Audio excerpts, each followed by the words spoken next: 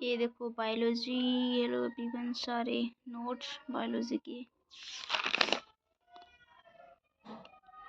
सबसे पहले यूनिट 4 पादप कार्य की अध्याय 11 पौधों में परिवहन ट्रांसपोर्ट इन प्लांट्स की पॉइंट है। इसमें छोटे छोटे पॉइंट है जो परिवहन के माध्यम पादप जल संबंध, लंबी दूरी जल का परिवहन, बहुत शोषण, खनिज पोषकों का ग्रहण एवं परिवहन, फ्लोएम परिवहन, उद्गम से झुंड तक प्रवाह, परिवहन के माध्यम पौधों में जल, खनिज एवं भोजन एक भाग से दूसरे भाग में जाता है। यह क्रिया परिवहन कहलाती है। यह मुख्य रूप से विसरण एवं पराशरण द्वारा होती है। दूसरा विसरण द्वारा गति निष्क्रिय होती है। इसमें ऊर्जा का व्यय नहीं होता है। पराशरण में अणु अनियमित रूप से गति करते हैं। विसरण एक धीमी प्रक्रिया है तथा वह जीवित तंत्र पर निर्भर नहीं करती है। पौधों के लिए विसरण अत्यंत ही महत्वपूर्ण है क्योंकि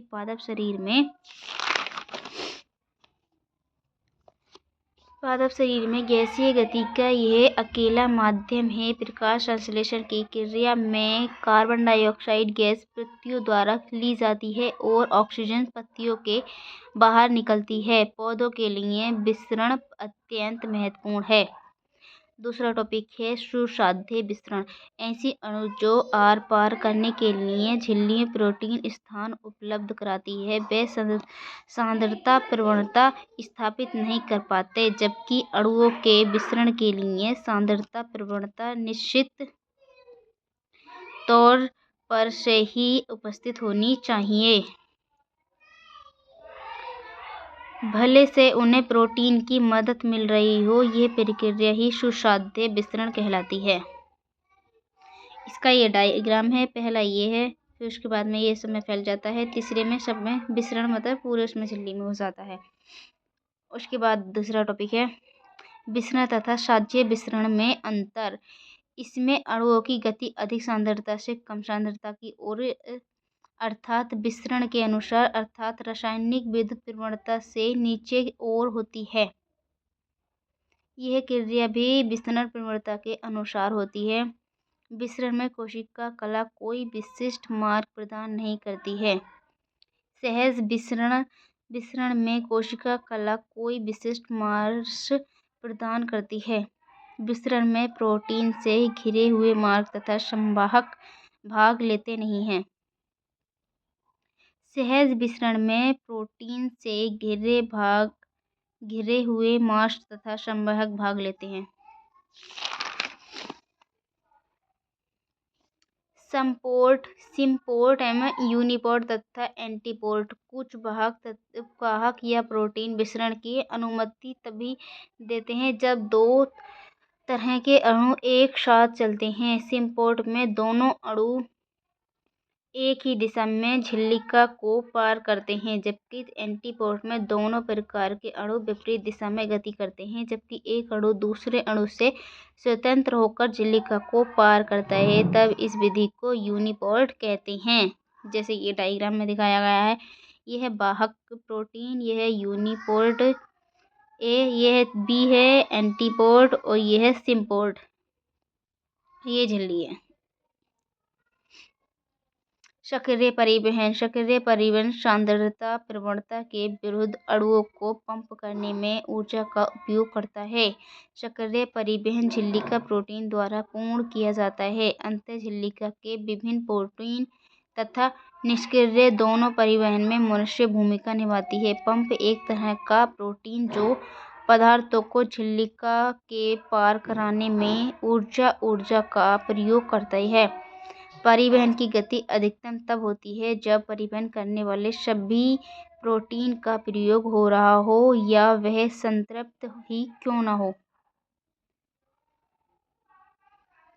पादप जल संबंध। जीव द्रव्य में हजारों के तरह के अणु पानी में घुले रहते हैं और निलंबित रहते हैं। एक तरबूज के अंतर्गत 92% से अधिक भाग पानी का होता है तथा ज्यादातर शाकीय पौधों में शुष्क पदार्थ केवल 10 से 15% होता है, जबकि जल होता है।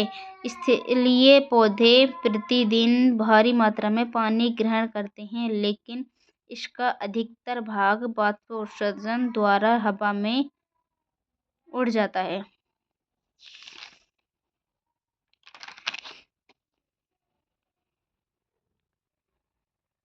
मक्के का एक परिपक्व पौधा एक दिन में लगभग 3 लीटर पानी अवशोषित करता है। पानी की इस उच्च मात्रा की मांग के कारण यह आश्चर्य नहीं होना चाहिए कि कृषि एवं प्राकृतिक पर्यावरण में पौधे की वृद्धि एवं उत्पादकता को सीमित रखने वाला सीमाकारी कार्य जल ही होता है। दूसरा है जल विभव या जल अंतःशक्ति। जल की गति, जल विभव या परिवहन को समझने के लिए आधारभूत अवधारणा है।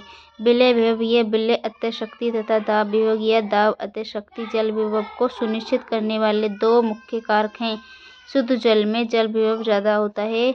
इसे पास्कल जैसी दाब इकाई में व्यक्त किया जाता है। यदि कुछ विलय शुद्ध जल में घोले जाते हैं तो घोल में मुक्त पानी के अणु कम हो जाते हैं। जल की सांद्रता एवं स्वतंत्र ऊर्जा घट जाती है। नोट पॉइंट है इससे ही से प्रदर्शित करते हैं। परासरण। पौधों की कोशिका झिल्ली या कोशिका भित्ति से घिरी होती है। यह कोशिका भित्ति जल एवं विलयन में पदार्थों के लिए मुक्त रूप से पारगम्य होती है, अतः यह परिवहन या गति के लिए बाधक नहीं होती है। एक पौधे की कोशिकाओं में पूरे एक केंद्रीय राजधानी होती है, जिसका राजधानी युक्त रस कोशिका के विलय विभव में भागीदारी करता है। पादप कोशिका में कोशिका झिल्ली तथा राजधानी की झिल्ली टोनोप्लास्ट झिल्ली तथा टोनोप्लास्ट दोनों एक साथ कोशिका के भीतर एवं बाहर अणुओं की गति निर्धारित करने के लिए महत्वपूर्ण होते हैं। इसमें परासरण है। परासरण विशेष रूप से एक विभेदक वर्णनात्मक या पारगम्य झिल्ली के आर पार जल के विस्तरण के लिए संदर्भित किया जाता है। परासरण स्वतः ही प्रेरित बल की अनुक्रिया से पैदा होता है। परासरण की दिशा एवं गति दाब प्रवणता एवं सांद्रता प्रवणता पर निर्भर करती है। जल अपनी उच्च रासायनिक विभव या सांद्रता से निम्न रासायनिक विभव में तब तक संचारित होता है जब तक कि साम्यता पर न पहुंच जाए।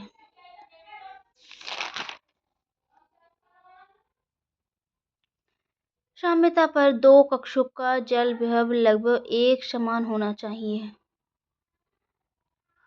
ये इसका डायग्राम विलय अणु जल के वर्णनात्मक पारगम्य झिल्ली है। दूसरा है ये झिल्ली है, पानी है इसमें, ये शर्करा का विलयन है, चीनी का विलयन डाला हुआ है।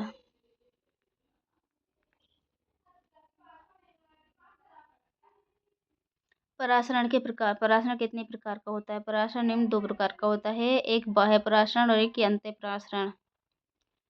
बाह्य परासरण यदि वनस्पति कोशिका को ऐसे विलयन में रखा जाए जिसका परासरण दाब उसके रिक्तिका रस के बराबर हो तो कोशिका की आकृति में कोई परिवर्तन नहीं होता है। यदि इसी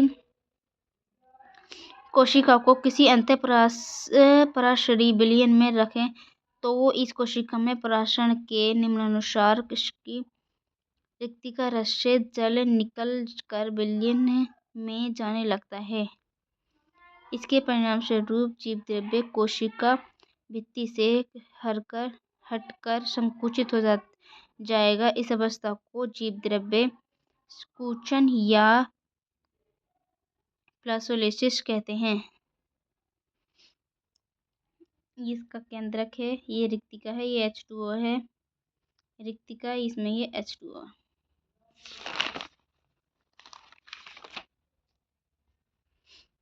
यह है अंतः परासरण। जब एक कोशिका जिसमें जीव द्रव्य कुंचन हो चुका हो तो उसे किसी अर्धोपराश्रित हाइपरटोनिक में रखते हैं तो इस कोशिका की रिक्तिका विलयन से जल अवशोषित करके फूल जाती है तो इसे जीव द्रव्य कुंचन कहते हैं। इसका ये डायग्राम है।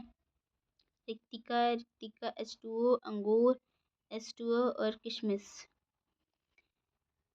रसोरोहण एसेंट ऑफ शिप, पौधों में जल तथा उसमें उपस्थित खनिज लवणों का जड़ों से पत्तियों तक पहुँचने की क्रिया रसारोहण कहते हैं। लंबी दूरी तक जल का परिवहन, लंबी दूरी तक जल का अवशोषण विसरण की द्वारा संभव नहीं है क्योंकि इनके अणुओं की गति बहुत धीमी होती है। क्योंकि इनके अणुओं में लंबे पौधों में जल का परिवहन संभव नहीं होता है।